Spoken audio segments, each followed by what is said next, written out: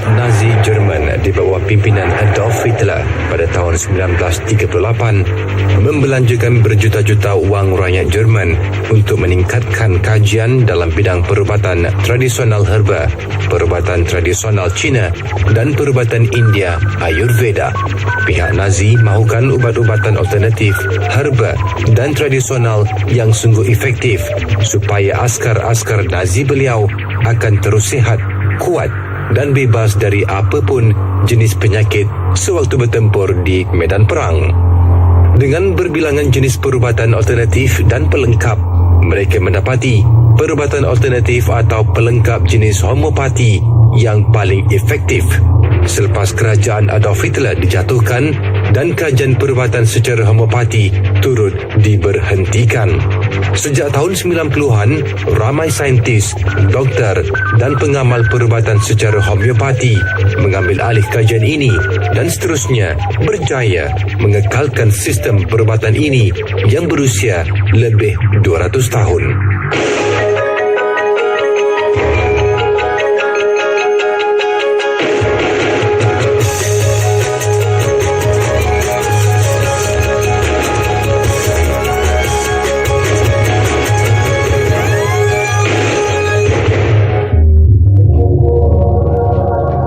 Kita sudah mengetahui bahawa perubatan tradisional terbukti mempunyai kesan yang positif terhadap tubuh badan manusia. Perubatan tradisional adalah semula jadi dan tidak akan memberi kesan sampingan jika digunakan dengan cara yang betul. Kalau kita berada di zaman dahulu, apabila kita sakit kepala, rawatan asas yang segera kita tahu mungkin ialah dengan menggunakan pokok bunga tapak dara atau periwinkle atau nama saintifiknya Catharanthus rosaeus. Paracetamol mengandungi asid salisit yang berasal dari pokok salix atau lebih dikenali sebagai willow. Tongkat ali atau nama saintifiknya Eurycoma longifolia dipercayai dapat memperbaiki pengedaran darah selain digunakan untuk rawatan pening kepala, luka dan kurap. Penggaga atau nama saintifiknya Cantella asiatica dipercayai dapat membaiki peredaran darah dan ia digunakan sebagai salah satu ramuan penting bagi wanita yang baru bersalin untuk melancarkan peredaran darah dan memulihkan kelesuan. Al-Quran mengatakan, "Wahai sekalian manusia, makanlah dari apa yang ada di bumi yang halal lagi baik. Dan janganlah kamu ikut jejak langkah syaitan, kerana sesungguhnya syaitan itu ialah musuh yang terang nyata bagi kamu." Surah Al-Baqarah ayat 168. Homeo, persamaan pati rawatan. Homeopati bererti rawatan yang berasaskan persamaan atau ringkasnya keserasian. Homeopati adalah satu sistem perubatan yang lengkap dan diasaskan oleh Profesor Samuel Hahnemann dari Germany pada tahun 1810. Homeopati berpandukan prinsip penyembuhan semula jadi atau natural way of healing. Homeopati suka dikaji secara saintifik. Ia juga mempunyai perbezaan secara kimia semula jadi yang dilihat oleh pihak farmaseutical sebagai mustahil. Pihak kerajaan perubatan moden seperti National Health Institute di Amerika tidak dapat menerima sistem perubatan ini kerana mereka tidak dapat mencari bukti yang kukuh secara ujian klinikal saintifik keberkesanan perubatan homeopati. Malah, ramai pesakit di merata dunia tetap sembuh apabila mereka mencuba perubatan homeopati apabila rawatan moden tidak memberi kesan. Sekarang ini perkembangan yang begitu meluas tentang perubatan homeopati ini di Malaysia dilakukan oleh Profesor Dr. Sir Nik Omar bin Haji Nik Daud dari Kelantan. Beliau merupakan orang yang paling banyak berjasa mengembang dan meluaskan pengamalan perubatan ini di kalangan masyarakat Malaysia dan juga peringkat antarabangsa dengan menubuhkan sebuah kolej homeopati yang dikenali sebagai Fakulti Perubatan Homeopati Malaysia yang berpusat di Pasir Mas, Kelantan, Malaysia. Beliau juga merupakan seorang pakar dalam perubatan homeopati yang mempunyai pengalaman luas dalam merawat kes-kes kronik baik di peringkat Malaysia maupun di peringkat antarabangsa. Di dalam sistem perubatan ini, kita membawa masuk ke Malaysia ini 2-3 cara perubatan alternatif digabungkan, disatukan untuk memberi rawatan yang paling istimewa kepada rakyat Malaysia. Di antaranya kita masukkan, kita utamakan ialah major disiplin yang kita amalkan di sini ialah homeopati, rawatan perubatan homeopati daripada Germany. Kemudian kita gunakan perubatan akupunktur Cina, dan kita gunakan juga perubatan Islam, macam seumpama bekam, jadi ayat-ayat suci Al-Quran. Kemudian kita gunakan perubatan India, iaitu magnet terapi dari India. Kemudian kita guna juga daripada barat elektro acupuncture, elektromagnetik, dan kita gunakan rawatan refleksologi dan lain-lain apa yang patut diberi kepada pesakit. Jadi kita buat satu kombinasi perubatan-perubatan ini yang ada one stop center di sini. Kita boleh bagi apa saja perawatan yang diperlukan dalam bidang perubatan alternatif. Perubatan tradisional herba yang menggunakan tumbuh-tumbuhan, rempah, akar, bunga atau buah dikenali sebagai naturopati. Kaedah ini menggunakan ramuan semula jadi dari bumi atau laut. Sistem perubatan naturopati berasal dari negara Jerman pada abad ke-19. Sistem perubatan ini terdiri daripada sistem perubatan purba seperti sistem perubatan herba Cina, sistem perubatan purba India atau Ayurveda, dan sedikit sebanyak sistem perubatan homeopati. Homeopati adalah sistem perubatan yang diklasifikasikan sebagai perubatan pelengkap dan ia cuba mengubati tubuh badan dan bukan melawan jangkitan penyakit virus atau kuman. Tubuh badan secara semula jadi akan melawan jangkitan penyakit dan membaikinya tersendiri. Ada juga pengamal-pengamal ubatan homeopati yang berkata bahawa tumbuh-tumbuhan seperti ubi jaga, tongkat ali, kacip Fatimah dan pelbagai jenis herba-herba yang telah dikomersilkan adalah bertindak sebagai makanan tambahan di dalam konteks makanan kesihatan di Malaysia. Ia tidak dianggap ubat walaupun ramai orang berpendapat sebegitu. Ia sama seperti vitamin dan mineral yang juga dianggap sebagai makanan tambahan atau supplements. Kedua-dua belah pihak dalam konteks penjagaan kesihatan tubuh badan manusia tidak bersalah. Cuma penyediaan makanan dan cara bahan kandungan herba yang dieksekkan boleh menentukan bahawa ia adalah makanan tambahan ataupun ubatan. Penggunaan ubat-ubatan tradisional herba dan homeopati masih merupakan satu warisan, iaitu penghayatan adalah menerusi kepada satu generasi yang berikutnya. Di sini ada setengah-setengah penyakit yang tidak boleh dirawat secara perubatan biasa. Dia memerlukan pendekatan yang lebih jauh, iaitu kita akan cari perubatan alternatif yang mana yang paling sesuai untuk penyakit-penyakit tersebut. Ini penyakit seperti seumpamanya kita katakan stroke, lumpuh ataupun Bell palsy, erok muka atau lumpuh muka, mungkin tidak banyak dapat disumbangkan atau diberikan oleh perubatan biasa dalam merawat kes-kes stroke. Maka kita di sini ada menawarkan perubatan akupunktur Cina untuk merawat stroke daripada luar, dan daripada dalamnya kita memberi ubat-ubat homeopati. Jadi bila kedua rawatan ini, kedua sistem perubatan itu digabungkan, dia akan memberi efek yang paling baik kepada pesakit, pesakit khususnya pesakit stroke. Jadi dalam waktu yang singkat, katakanlah dalam 10 atau 12 terapi, pesakit stroke sudah boleh jalan. Begitu juga dalam kes migrain.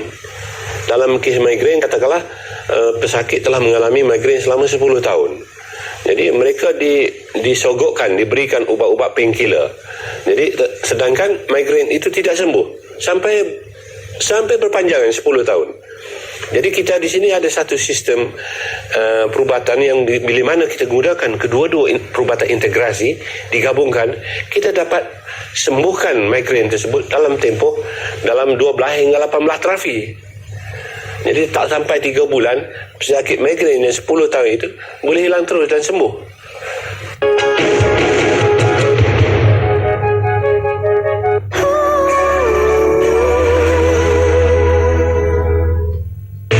Isnin hingga Sabtu dalam Pesona Oasis.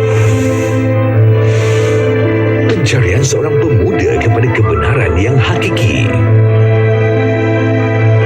Dan saya yakin, saya pasti akan ketemu sama Tuhan. Yang mengundang 1000 halangan. Tuhan kamu tidak ada, Sulaiman. Tuhan Allah tidak ada. Sekarang sedang memperhatikan kita.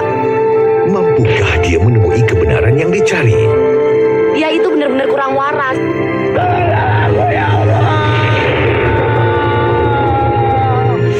Saksikan Sulaiman di Astro Oasis Inspirasi Sanubari. Irama Cinta Sehati Berdansa. SMS pasangan selebriti pilihan anda. Untuk mengundi SMS Dansa Lista ke 32999. Untuk membuat undian mudah dan pantas, ikuti langkah tertera atau melalui butang R di saluran Astroria. Tunggu apa lagi? Undilah pasangan selebriti pilihan anda.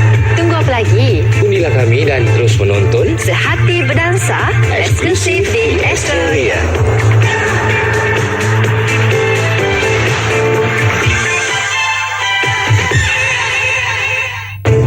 Ahad. Siapakah yang terpilih kali ini? Saksikan jemputan umrah di Astro Oasis Inspirasi Sanubari.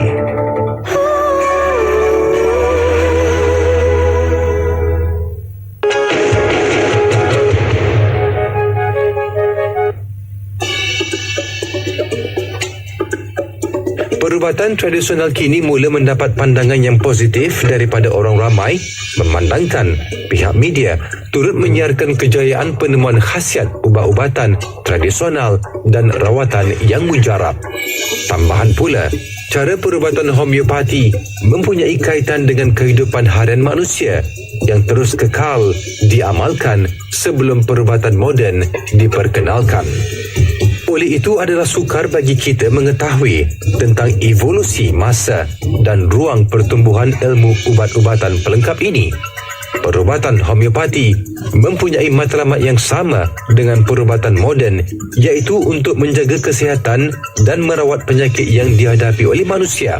Kedua-dua kaedah perubatan ini mempunyai konsep tersendiri. Asal usul perubatan homeopati ini ialah perubatan Islam sebenarnya. Sebab kalau diperhati daripada kitab-kitab, buku-buku Organon of Medicine yang dikeluarkan oleh Samuel Hahnemann itu sendiri, hampir 70 hingga 80% kandungan buku kitab Organon of Medicine ini adalah cedokan ataupun petikan daripada buku Ibn Sina, Averroes, Al-Qanun fil Tib karangan Ibn Sina yang telah diterjemahkan dalam bahasa Latin. Kemudian daripada bahasa Latin diterjemahkan dalam bahasa Jerman. Dari Jerman diterjemahkan kepada bahasa Inggris. Dalam tamadun Islam dahulu, sebaik saja Islam itu mundur, semua kitab-kitab ini telah pun dirompak oleh orang-orang barat dan telah dibaratkan buku-buku Islam. Jadi termasuk semua ilmu perubatan. Termasuk ilmu perubatan, semua kitab-kitab yang dikarang oleh ahli-ahli, doktor-doktor, pakar perubatan Islam dahulu kala, seperti Ibn Sina, Averroes, Abu Qasim. Abu Qasim adalah orang pertama mencipta alat-alat pembedahan. Dan sampai hari ini, alat-alat pembedahan itu adalah hasil ciptaan Abu Qasim. Tetapi nama Abu Qasim tidak ada satu pun tidak ada dipetik lagi, tidak ada dirujuk, tidak ada digunakan lagi, tetapi telah dibaratkan oleh orang-orang barat dan telah dijadikan hak orang-orang barat. Jadi sekarang apa yang kita cedokkan dalam bidang perubatan homeopati ini, sebenarnya kita telah mengembalikan warisan perubatan Islam yang telah lama terpendam, yang telah lama hilang. Jadi wadah perjuangan saya adalah untuk mengembalikan tamadun perubatan Islam kepada bumi Malaysia melalui perubatan homeopati. Jadi tidak ada apa yang nak diungkitkan tentang perubatan homeopati ini, sebab sistem perubatan homeopati berlandaskan alam semula jadi. Dan dalam kitab Organon of Medicine kita itu, dia melandaskan tempat, dia menceritakan bahawa ubat itu sebagai alat untuk penyembuhan. Yang menyembuhkan dia kata Allah Subhanahu Taala, Tuhan. Tetapi dalam kitab itu dia kata the God is curing, and the God is Allah. Jadi begitu ya sistem dalam perundangan lain, dari segi pemakanan, dari segi pakaian, penjagaan kesihatan, semua itu hampir sama yang terdapat dalam kitab Ibn Sina. Jadi kita kesimpulannya homeopati ini sendiri kalau dihalusinya memang perubatan Islam kita sendiri dah.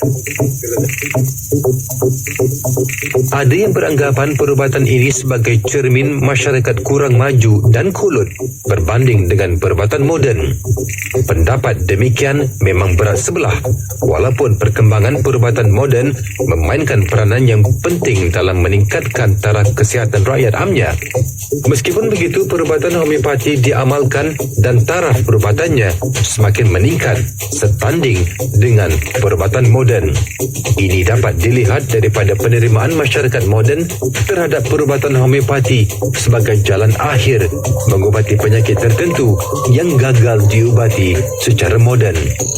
Bilakah masa yang baik untuk mendapati perubatan homeopati?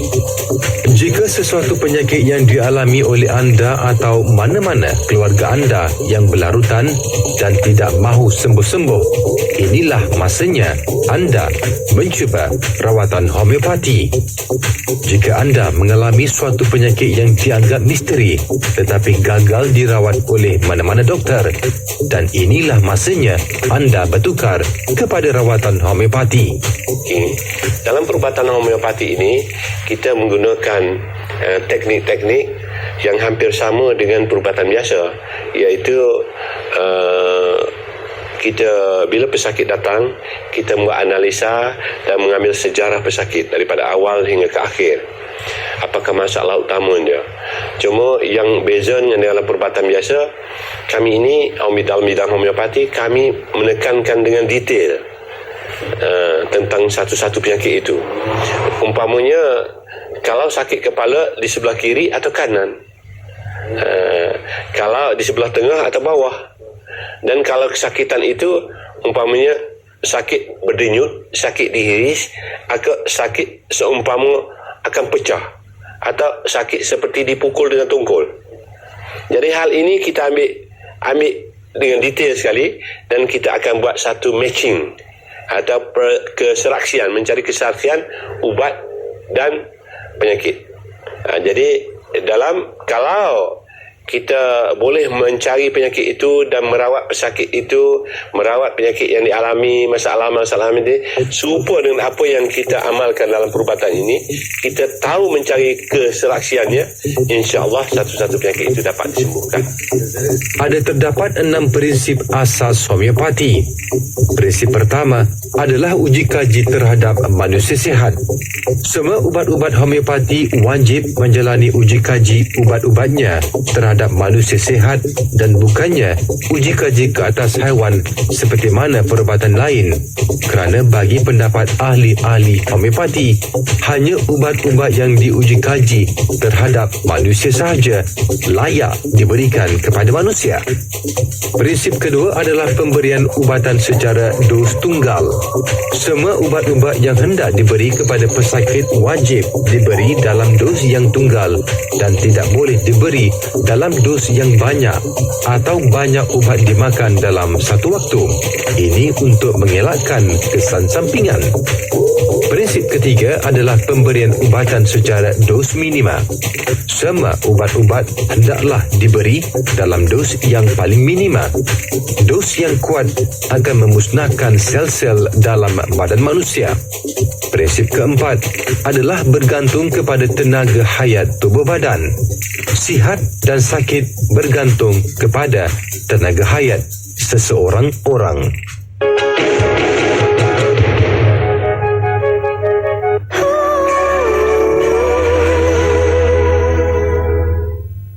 Setiap Rabu dalam Persona Oasis. Kepercayaan yang dikhianati. Kau berhak hidup bahagia. You sudah berhadapan dengan maut. Namun tidak semua berakhir dengan bahagia. Apa tak perlu kegiatan? Kau tetapkanlah imanku. Saksikan Dian di Astro Oasis.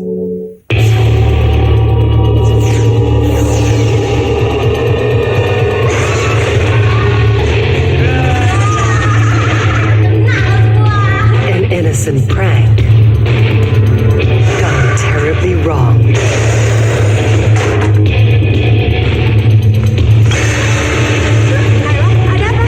Look who's laughing now. Beranak dalam kubur, December Astro Box Office tayangan hebat.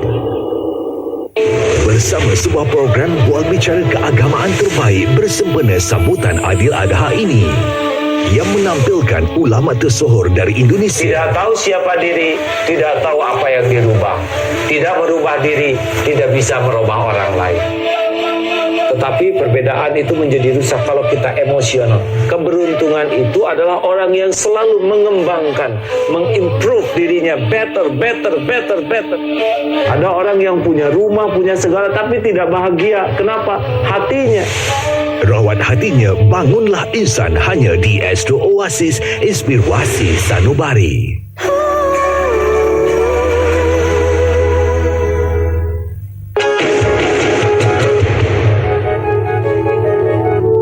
Prinsip kelima adalah perjalanan tubuh badan kita ke arah penyembuhan. Arah penyembuhan ubat hendak mengikut semula jadi dan tidak bertentangan antara satu sama lain. Prinsip keenam adalah perubatan homeopati yang wajib serasi. Hanya ubat-ubat yang serasi sahaja boleh menyembuhkan setiap penyakit atau dikenali sebagai Similia similibus curenter. Jadi ubat homeopati ini hampir 100, kita mempunyai 1,500 jenis ubat-ubat homeopati yang telah diluluskan oleh WHO, yang telah diguna pakai. Jadi hampir semua ubat-ubat ini adalah terdiri daripada bahan-bahan yang semula jadi, iaitu daripada tumbuh-tumbuhan, dedaunan, akar kayu, kulit kayu yang mempunyai nilai perubatan. Kemudian kita ekstraknya. Bila kita ekstraknya, kita buang daripada bahan-bahan perubatan itu, bahan-bahan beracun.